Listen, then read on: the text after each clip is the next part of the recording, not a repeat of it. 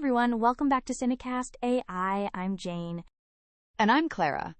Excited to chat about Gilmore Girls today. I just started watching the show. What about you? I've never seen Gilmore Girls, but I've heard so much about it. I knew it was popular back when it originally aired, but I never got around to watching. I did start watching. I was curious about the opening scene at Luke's diner. It's such a quintessential Gilmore Girls moment. What did you think of Luke's diner? I heard it described that there's this guy hitting on Lorelai, and it's almost a parody of the unwelcome stereotype. What did you think of Lorelai in that scene? She is quick-witted, and Rory is the same way. Their fast-talking banter is definitely a hallmark of the show. It makes them so fun to watch, you know? But I found it a little odd how breakfast-themed beauty products were mentioned. Right? It made me think, what are men supposed to smell like? Old tires and understaffed pig farms? Seriously. Okay, what about the main conflict of the episode? Rory getting into Chilton, and Lorelai's dilemma about how to pay for it. Absolutely. So Lorelai has to ask her estranged parents for help. It's a pretty universal theme, isn't it? Parents always want to take 5 miles when you give them an inch. Oh my gosh, totally. And the strings attached? The Friday night dinners, the updates on their lives. It's so relatable. Did you find that dynamic believable? Definitely. It's complicated, that's for sure. But then we get to Rory's storyline, and she meets Dean. What did you think of that whole thing? Oh, Dean? Okay, someone called him beef jerky, which I thought was hilarious and maybe a little harsh. And that 90s haircut. I was thinking the same thing. Good point. And the line about Dean watching Rory, that came off a little creepy.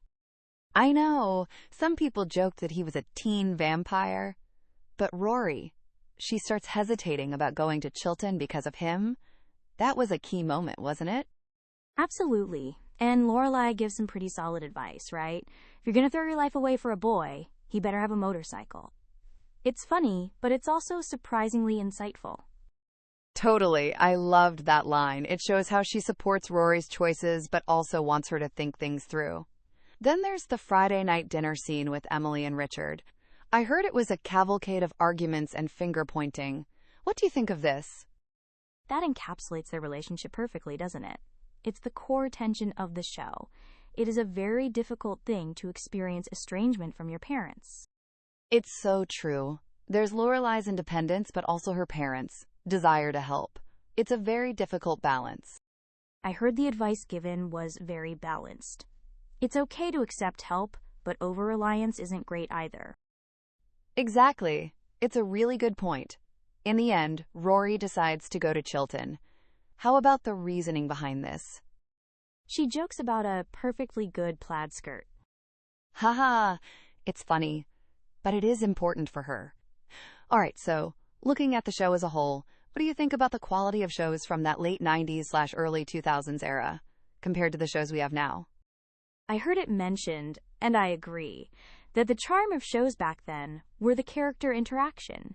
They felt so much more believable than a lot of what's on TV now. It's as if shows are all about a formula now. Characters have become more generic. It feels like they have to check certain boxes, and the actors are only cast because they fit a type. Do you think that is the case? Absolutely. Visual appeal over genuine character development, which is a shame. I heard it said that the characters in older shows talk like real people. Exactly. And the simpler nature of older shows is definitely part of what makes them work so well. They have a certain charm that's hard to replicate, you know? Is that possibly also nostalgia? I think there is some nostalgia for older media, but I also think people just enjoy how the characters talk. It's believable. Right? Like, the characters actually feel like real people you could meet. It's not always the case now. What about shows that have become too complicated? Have you noticed this? Oh, definitely. I heard Riverdale was mentioned as an example. The first season was a simple whodunit, which was good, but all the seasons after that are too random with too many characters. Oh man, Riverdale. That show went off the rails so fast. Too many plot twists, too many characters. It became almost unwatchable. That is a perfect example of how simplicity can often be better. What are your thoughts on Lorelai as a character? I think she is a great mom. I see Lorelai characterized as a charismatic and unconventional mother who embodies the cool mom trope. She is defined by her wit, independence, and aversion to commitment. That is a perfect summary of her.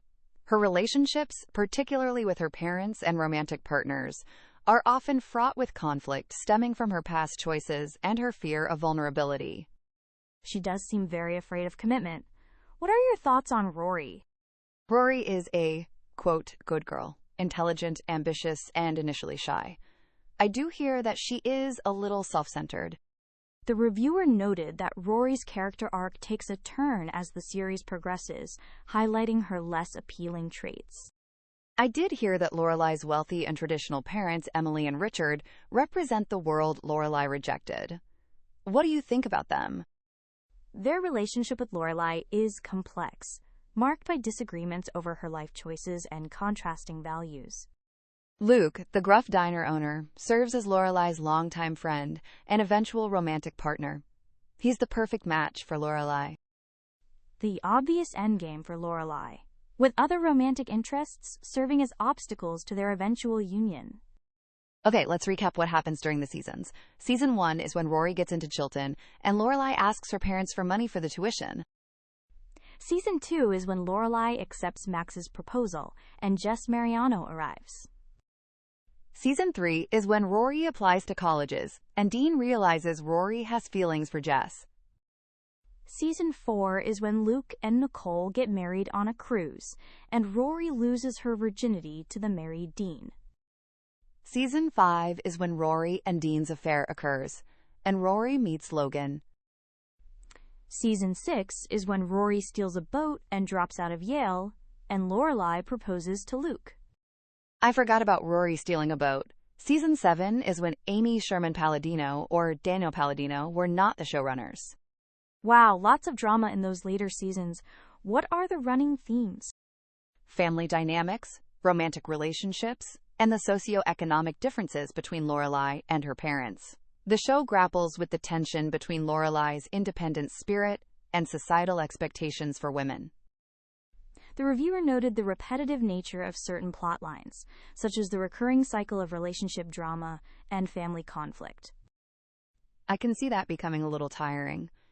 What do you think about the Netflix revival? The reviewer was not a fan. I think that it reinforced negative stereotypes about women and reduced their aspirations to marriage and motherhood. Oh, that's disappointing to hear. Okay, so despite its flaws, what makes Gilmore Girls so enduring? The charming characters. The idyllic setting of Stars Hollow and the show's emphasis on community create a sense of warmth and nostalgia. Absolutely. The witty dialogue definitely adds to its unique charm. Exactly, and the comforting formula. It's familiar, it's predictable, and sometimes that's exactly what you need. So overall, Gilmore Girls is worth a watch because of the family moments, snappy dialogue, and quintessential early 2000s fashion. That's our take. Thanks for listening, and see you next time.